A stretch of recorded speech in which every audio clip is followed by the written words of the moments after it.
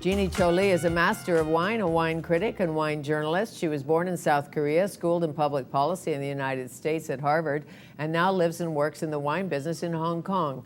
She is on the Decanter's Power List, which means she is one of the who's who in the wine world. She's in Vancouver to pair food and wine, specifically Asian food, with German wines. It is my pleasure to welcome Jeannie Cho Lee to Studio 4 to tell us more.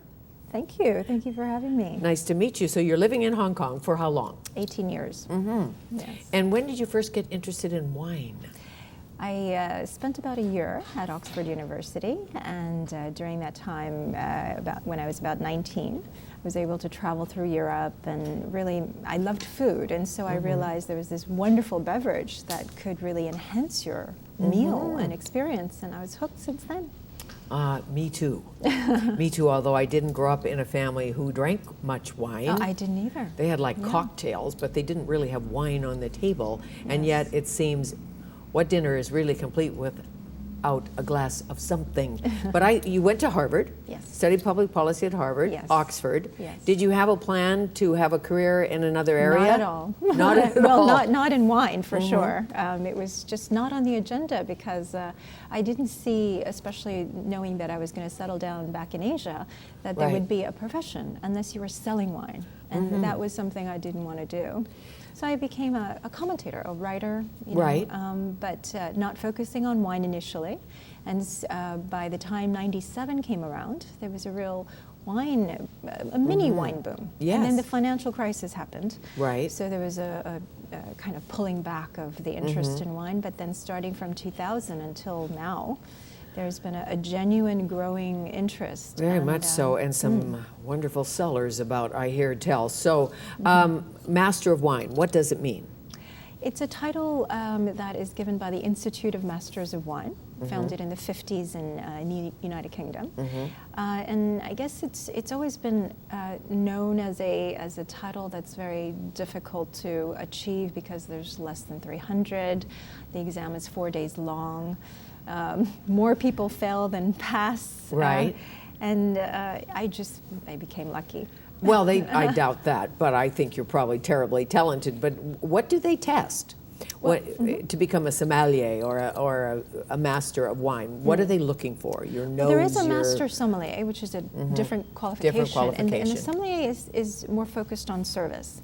Master of wine, on the other hand, a lot of masters of wine are buyers, they're strategic consultants, and we look at the global picture. So for 4 days, we have a half day of tasting blind, and the other half is theory. So everything from viticulture to vinification to business of wine to contemporary issues. So it's the whole the whole universe, the whole universe of wine. So your interest in German wines. I understand you were at Baobei. Yes, fabulous. wonderful. I know, pairing German wines with Asian food. Yes. What are the secrets to that? Asian food specifically with wine. Well, let's talk specifically about Chinese food. We have some examples here in Baobei. Was predominantly an eclectic modern Chinese brasserie type restaurant, and I think there are no real secrets. I think we're all still learning. We're at the very beginning stages of pairing wine with Asian flavors and ingredients. And one of the ways that I think gives it the whole format a little bit of structure is to understand for a particular cuisine that comes, let's say, from southern China, Cantonese. What are the combination of ingredients that repeat themselves? Right. What are the flavors? What are the key ingredients that the chef uses in the kitchen? So if you went into a typical Cantonese chef's kitchen, you won't find that much salt. You'll find different types of fermented soybeans, like soy sauce or oyster sauce or plum sauce. Which adds the salt. Exactly, that is the salt. Right. And so it's the same thing when you look at different types of vinegar and different types of sugar. So it's not plain sugar that's used. It could be something like coconut milk, or it could be... Right, a lot of coconut in Thai food, that kind of thing. Exactly. So if you're a barbecue, whatever it is, you think about sweet, sour, salty, bitter, and umami. Umami, which is savory, right? Tell me about umami. Yes, umami is flavor, a fifth flavor that was discovered in Japan actually 100 years ago. But really in Canada, North America, in this part of the world, really started to infiltrate the food community, the culinary professionals. I would say at least two, 3 decades ago, people were talking about it. And then I find the transition from the culinary world over to the wine world takes a little bit of lag time. So even though the chefs have been talking about it for ages, in the wine world, we've only been talking about it for about a decade or so. And it is, as you said, this savory aspect or flavor. Right. And it's amino acid, it's glutamic acid. It also reacts with other organic acids in the wine. Okay. And it's been proven that your palate has receptors Sure. that is able to identify that flavor. And it's incredibly important in So Asian cuisine. pairing a German Pinot Grigio with food, where do you start? Well, we have one here. It's Surprise. Would you like to try some? Sure. Yeah. So this is at from the least 10 Pfalz. o'clock in the morning, isn't Yes, it? of course. And it's with food, so it's not with on an food, empty. so this is good. Right. Thank you. And I'll swirl properly because you're here. I'm sure you do that anyway. So Pinot Grigio, and all the actually whites that we've chosen here, the 2 Rieslings, which is the most common and popular noble grape of Germany. Germany's Riesling. Yeah. Okay. And these 3 wines are incredibly versatile with food. And what region does this Pinot Grigio come from? This is from the warmer region of Pfalz. Okay, because I think Pinot Grigio Italian. Yes. But you say Pinot Grigio German. Yes. Not the Alsace wine, not that. Right. Not the Riesling, not the Gewürz.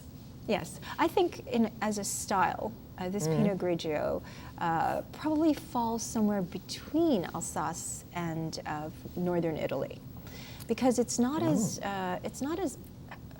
ripe and voluptuous as a Pinot Gris from Alsace. But at the other hand, as you can taste, it's also not as lean and as herbal as Pinot Grigio. Okay, and if you were pairing it with food, you would put this with tofu, actually, you seaweed. Well, typically in a Chinese restaurant, you'd probably get a whole tray of appetizers. This would be common. Right. When you sit down, they might give you 3 or 4 of these, and you're munching.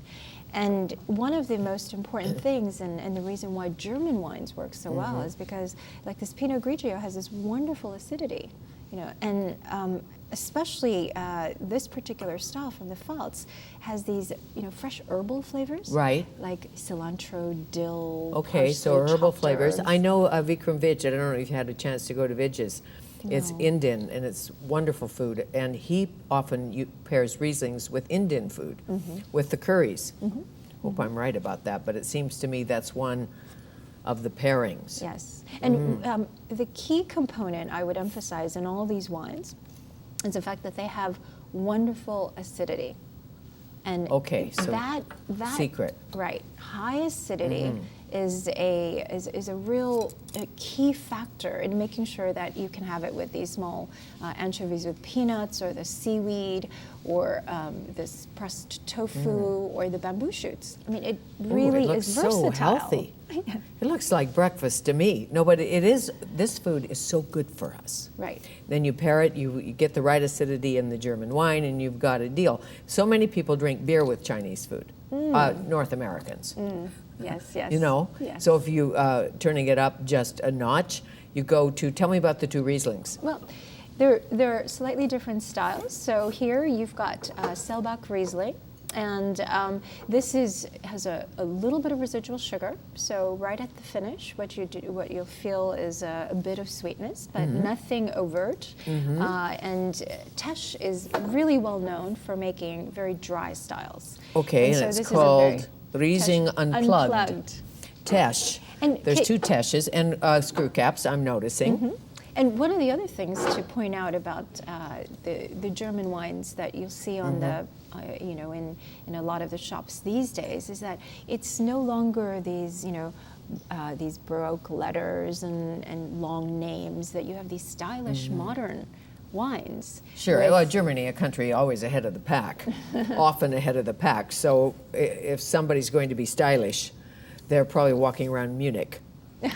Do you know what I mean? Yes, I mean, yes. there's an edge there, a very crisp edge. So this is a red, a Pinot Noir, and you're pairing Pinot Noir with seaweed or sardines. Definitely or anything not. with a bit of protein, like I would definitely recommend it with the small fish and the Right. peanuts. I think with Pinot Noir from Germany, the wonderful aspect and the character of that wine, well, you can just see it from the color. I'll just Sure. pour a little bit for you In the here. proper glass, of course. Oh, beautiful. Yes. The aromas have a real range between floral, spicy, Right. red berry fruits, and they're very Burgundian Right. In terms of its aromatic So a little character. French in there, but a kind of or a Napa, but it's the same grape, right? Exactly. So Pinot And Noir is Pinot Noir, so this would be grown where? Example. actually, this particular one is, you can see, has been from Rheingau, but actually it's grown all over Germany. Okay. One of the key regions is Ahr, AHR, in Germany, where Pinot Noir is really the majority in terms of plantation there. But it's from the warm regions in Pfalz, you'll find it. Right. You'll find it in Naha. It's actually one of the most popular grape varieties. Really? in Well, Germany. das ist gut. At the Ratskeller or someplace like that. So when you go back to Hong Kong, do you work like in the main city and in the hustle and the bustle, or? I do. I think that's really where there's a lot of food and wine activity going on, and I'm And sure a lot of buzz? and a lot of buzz, and no wine duty, no regulation Really? on wine, which is So the price opposite is good? kind of, yes, very Yeah. competitive. Price is good for these, for the German wines? Yes, yes. In the BC liquor stores available? These are specialty stores. Yes, I know that you're having this month on May 5th a big German wine promotion Yes. going on in the BC in stores. BC, Yeah, in Canby. On, Yes, at the May 5th. specialty stores. Exactly, and I think that the emphasis on really trying to pair, these range of wines, Sure. like even the Pinot Noir has Right. wonderful acidity and a real refreshing character, which between bites of all these Right. wonderful flavors, it gives you this Yeah. this cleansing, refreshing feeling. And you're better with chopsticks than I am, I'm sure. But here, perfect pairing, German wines and Asian flavors by you. Yes, yes. Yes. How lovely. This is fabulous. Can you get this in the bookstores where?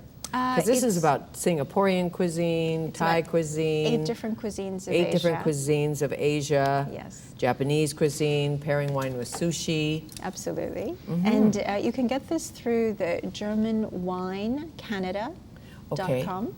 Okay. And it's not really available through the bookstores. No, but through you German can- Wine Canada, because if you're going to start, why not start here? Yes. Or go to Baobei first and have a little dinner and ask them to pair the wines, and then you can learn.